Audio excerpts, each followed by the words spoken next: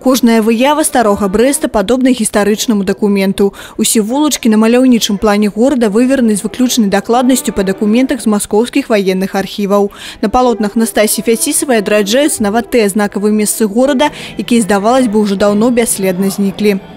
Я эти документы проштудировала, была в шоке, когда увидела эти храмы. Там же все вычерчено, все, и все завитки в этих храмах, и окна посчитаны. Это почти документ, это не фантазия, за исключением ангелов, которые тоже неизвестно, фантазия или нет, может, они есть. А все остальное это старалась строго сохранить то, что я видела визуально. З Брэста гістарычнага мастачка пераносіць нас у горад сучасны. І тут знаёмымі будуць уже не вуліцы, а асобы, усе яны рознага ўзросту, розных прафесій, кожны са сваім стаўленнем да жыцця, але з агульным да любімага горада. Усяго за 4 месяцы мастачка падрыхтавала 40 партрэтаў сучасных берасцейцаў. За кожным стаіць свая гісторыя знаёмства, прызнаецца Настася. Мне кажется, что все-таки самое главное в городе – это его жители, и это то, что определяет как бы историю основную.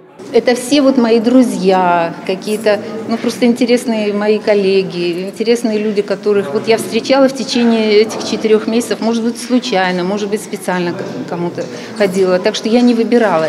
Невозможно выбрать, это даже нельзя, потому что невозможно объяснить, почему я этого человека нарисовала или нет. Просто вот я с ним разговаривала, он согласился попозировать немножко, и появился портрет. З кнігай і па-асабліваму удумлівым позіркам. Даўні сябар сям'і Фяцісавых, журналіст і паэт Мікола Пракапович стаў адным з герояў сумленных партрэтных накідаў мастачкі. Я думаю, это вынік наше давнее знайомство. Просто она ведала мяне. Ну і так, як бачила, так і зробила. Мне подобається. Дед Бородет симпатичный, по-моему, атрымаўся. Так что дякую, Настасі.